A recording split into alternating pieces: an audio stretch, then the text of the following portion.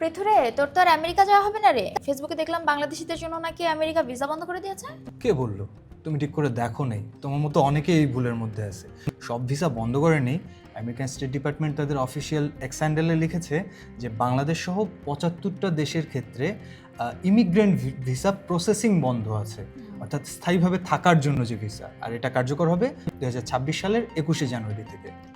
ও আচ্ছা, তার মানে ইমিগ্রেন্ট ভিসার বন্ধ করে দিয়েছে, কিন্তু তাও তো অনেকের পরিকল্পনায় ঝামেলা হয়ে যাবে।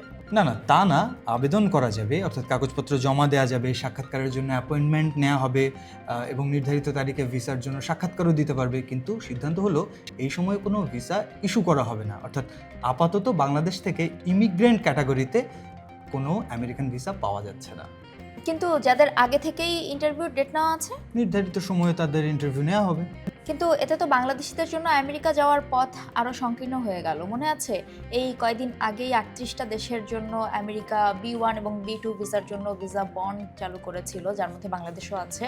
হ্যাঁ, সেটা নিয়ে আমরা আগেও আলাপ করেছিলাম, যার লিঙ্ক আছে কমেন্ট সেকশনে। আর এবারের সিদ্ধান্ত হলো যুক্তরাষ্ট্র যাদেরকে পাবলিক চার্জ মনে করছে তারা যেন আমেরিকাতে স্থায়ী হতে না পারে, তাই এই সিদ্ধান্ত নেওয়া হয়েছে। আর পাবলিক চার্জ বলতে তারা এমন মানুষদেরকে বোঝাচ্ছে যারা সরকারি সহায়তার উপর নির্ভরশীল হতে পারে বলে তারা ধারণা করছে। এই প্রসেসিং কতদিন ধরে বন্ধ থাকতে পারে জানিস কিছু? এটা অনির্দিষ্ট। এক্সের পোস্ট বলছে যে স্থগিতাদেশ ততক্ষণ পর্যন্ত কার্যকর থাকবে যতক্ষণ আমেরিকা নিশ্চিত হতে না পারবে যে অভিবাসীরা আমেরিকান জনগণ থেকে সম্পদ আহরণ করবে না।